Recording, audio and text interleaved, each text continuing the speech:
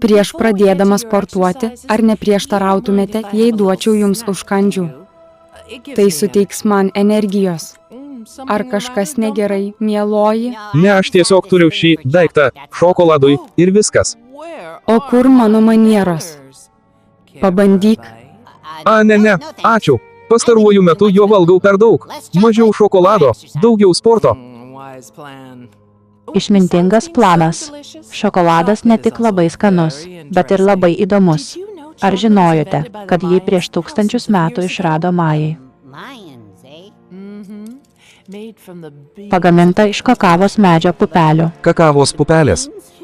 Žinote, kas, mano manimu, būtų nuostabu, o jeigu būtų šokolado muziejus, žinote, vieta, kur galėtumėte apie jį sužinoti viską. Tai geras šokoladas. Žinoma, nereikėtų valgyti, jei nenorėtumėte. Bet koks tai būtų išsilavinimas. O išsilavinimas apie maistą yra svarbi bet kurios mokymo programos dalis.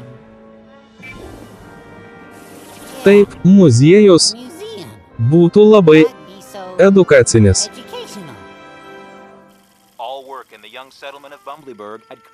Visi darbai jaunoje Bumbliburgo gyvenvietėje buvo sustoję. Mažas miestelis tuoj pat atsidurs vieno piktavališko piliečio rankose. O ne! Ponios ir ponai, sveiki atvykę į šokolado kambarį. Stume Larybą. Ar žinojote, kad baltajame šokolade nėra kofeino? Tikrai, skamba sveikai. Pirmyn, net ir mažas skonis nepakenks. Na, manau, kadangi tai edukacinis dalykas.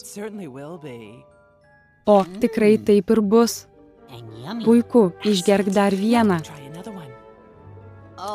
O, manau, kad neturėčiau. Pažadėjau Alfredui, kad vengsiu šokolado. O ne, kramtykite šokoladą. Sužinokite skonių skirtumus.